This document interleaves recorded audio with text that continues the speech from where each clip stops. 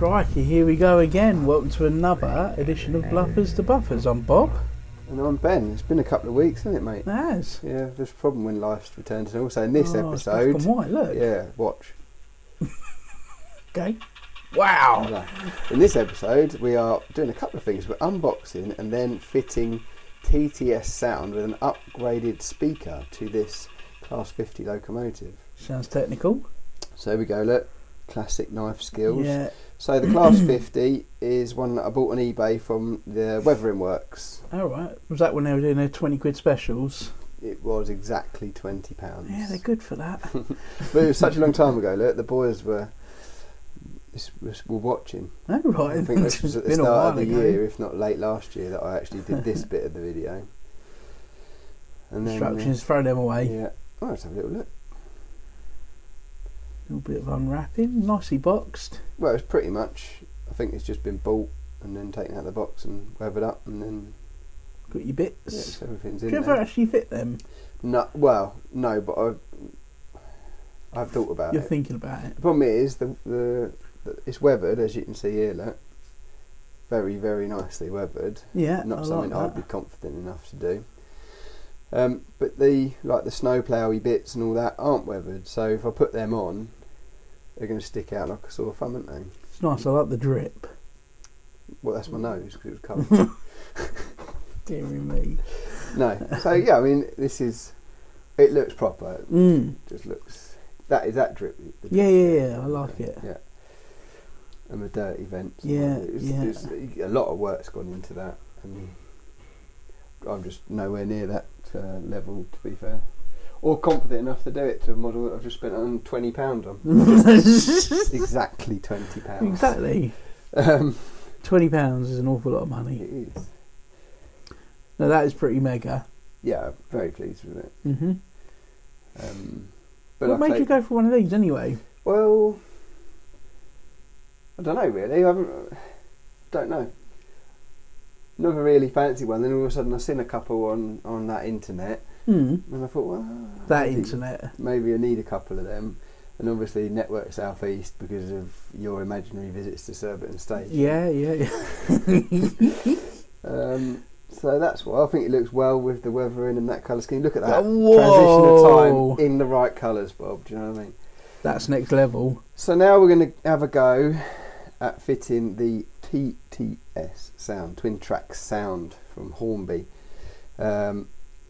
This is all very delicate work and not something I'm usually that confident in doing. As you can see here, I am. There is a lot of fannying about, so much so I had to cut away from it because you've got to take you don't have nothing to read the instructions, haven't you? This is very unlike You've got to disconnect the little brake thing, the vacuum things at the front, and I thought that's going to break in it. So, and then you've got clips that hold the body shell to yeah. So what I'm doing there is popping a little bit of cardboard in. That's to hold not a them bad apart. idea. No. That's quite clever. Yeah, I can't claim it as my own idea. I'd seen it on Tinterweb somewhere. Because otherwise you get one undone, Yeah. and then you go to the other one, it clips itself back in. Yeah. And I hadn't broken anything at this stage. So this is the bad boy that's getting fitted. There it is. This is a Hornby. Yes, Hornby. Very good value for money. That 30 quid, or 40 quid actually, there, Dave. Did I hear you say £20? No, because I got it for my birthday. Oh, that's right then. So that can be a full RRP. Which was back in March, but I've only just got around to doing it now. Right, gotcha. But when you consider the top end, or the aftermarket ones are all 120s, it's very good value for money. And you get a speaker, and basically, for all intents and purposes, it's plug and play. But the speaker isn't very good. It's good for the money, but it's not very good in terms of the quality of sound. So there's always room for improvement. So after a bit of research, I bought an aftermarket one, but we'll get to that in a minute. What? See, that is the circuit that? board in it, and this is what you've got to plug in there. Look. Now I had seen reports where people were saying you got to, because you've got a one on the harness and a one on the circuit board, so you know which way around to plug it. I had seen reports of it shorting out, so some people do reverse the plug and that stops that. However, I put it the normal way and haven't had any issues this far, touch wood. So what I'm going to do to begin with is obviously read the instructions here. Look at that, that's lovely. from memory, what I did initially was make sure it worked before fixing anything down. Yeah, there we go. So I think this is where we've got a bit of sound. Yeah, we started out. Yeah, nice. So this is with the Hornby speaker. This is the Hornby speaker, not even attached down. It's got lights. Yeah.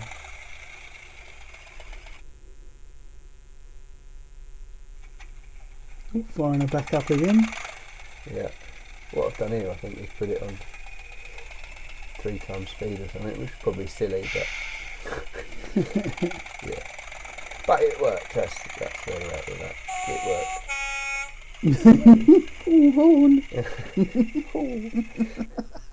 So anyway, here we're back at the bench. Right, that is the upgraded speaker from Roads and Rails, a Megabass speaker, I think it's called. I hope to do my research before we commit to doing these videos, so I can give actual, genuine, factual information.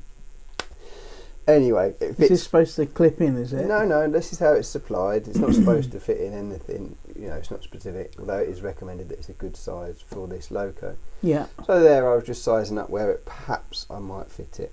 So what I'm doing now is undoing the Hornby supplied speaker from its enclosure. This is real fiddly stuff for you, isn't it? Very fiddly. This is the extent of fiddliness. Although that said, I found confidence with this, and this weekend just gone, I fitted a TT twin track sound to a Hornby A4, which will come in a future video. Again, upgraded the speaker. Yeah. Because they're to a price. Yeah. Stuff. So there's always room for improvement. They're like your stock Ford Fiesta speakers. So you can put a new head unit in, but you got to upgrade the speakers. Yeah, that's a good analogy. So what I'm doing here, just using the old soldering iron, just pop the wires off the original speaker, and vice versa to fit the new one. It's that simple. So there's a bit of soldering involved as well. But it's because it's all there, isn't it? Those Just wires look tiny. Yeah, they are tiny, man. You wouldn't want to do this after a couple of beers. Is this a morning job then? This is a morning job. Yeah. I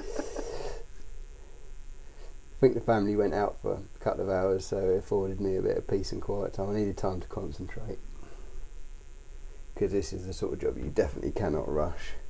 And as we were saying the other day, this is the wrong hobby for someone of my no time. Yeah, no spare time. So that's where the speaker's going to live. Obviously, you need to protect the decoder. That's basically a bit of heat shrink tubing. Yeah. So I'm just trying it out here to see how it's all going to fit together.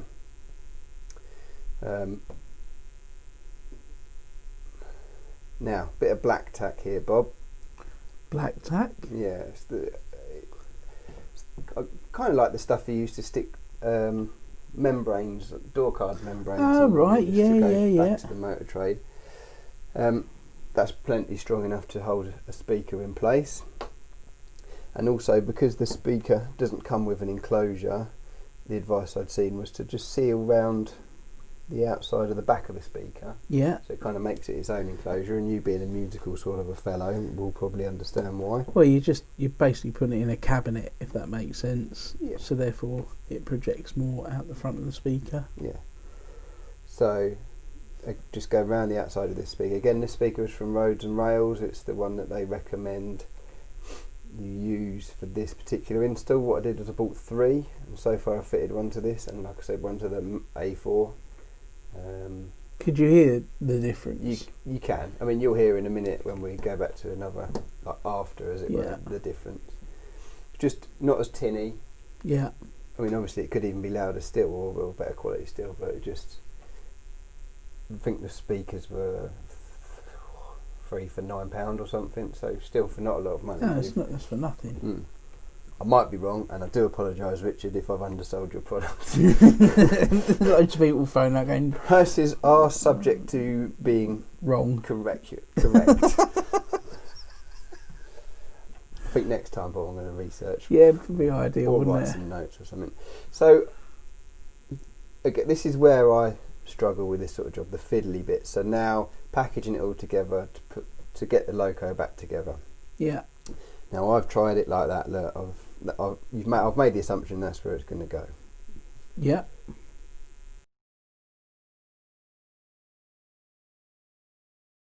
So I've gone with that. Look, I've taped it down and everything. but to no avail, as we'll see in a minute. But first we're going to test it, so get that earphone back in, Bobby. See how it's all attached. Yeah, stuck sweet. Down, zoomed in. Look, this looks quite neat and tidy. Unfortunately, you hear me clanking around in the background with this. But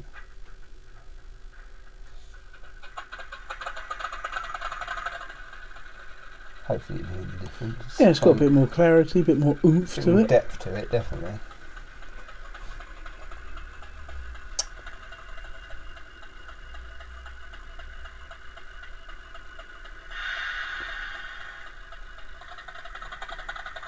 Oh yeah, it's got a much more thud to it, hasn't it? Now there's some settings. Hello.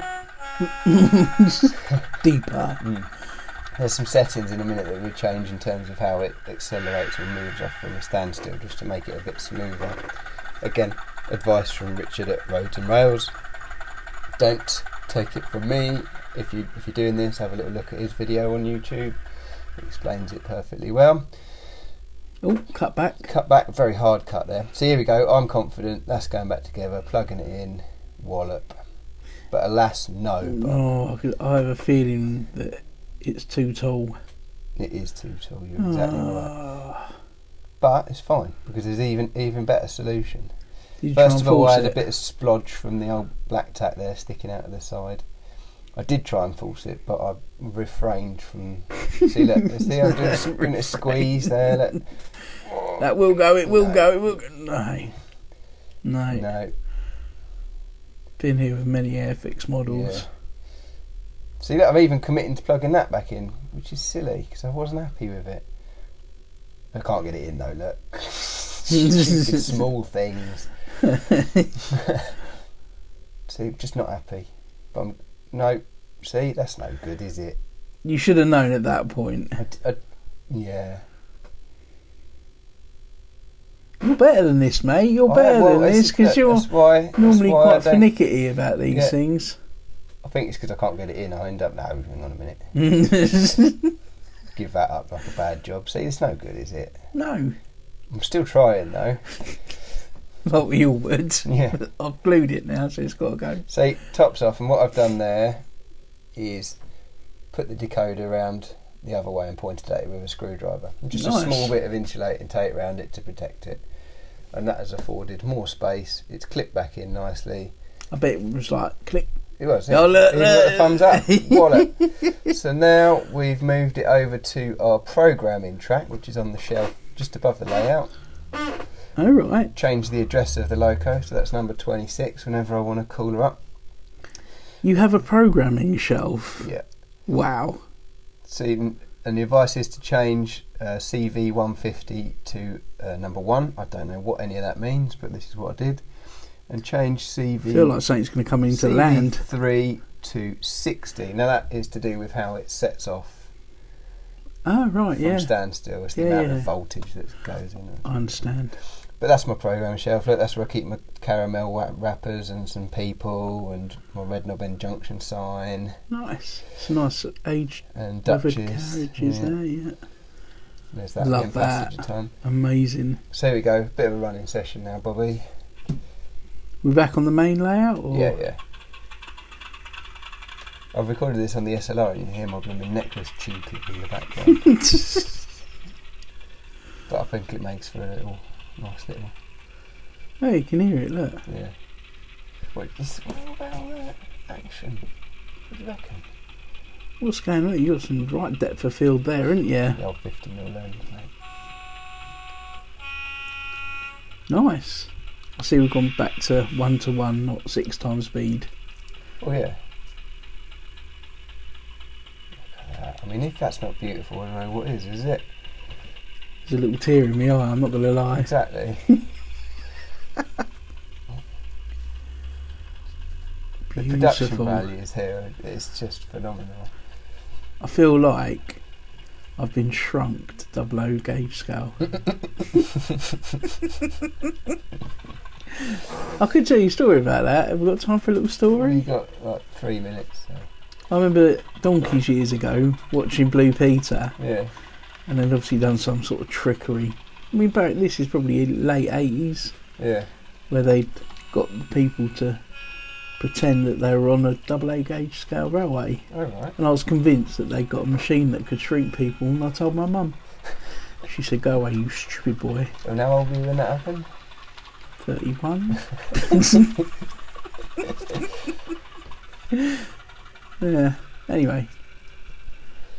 But there it is. Classic signal action. Love that. Including the classic backscene press in a minute. What's that? That's the servo motor. Right. Trying to lift the signal. There we go. Amazing. I think it sounds well. It does. It looks and sounds pucker. It's a really good chip for the money. Although, because I got another Network Southeast Class 50, accidentally, 20 quid on eBay. You never have one. No. I tried to get another TTS chip and there aren't any out there at the minute. So. No. This is the old sandwich train. Yeah, look.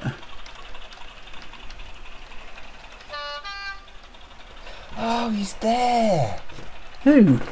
Do you know what? I've been looking for him. That figure, Frank.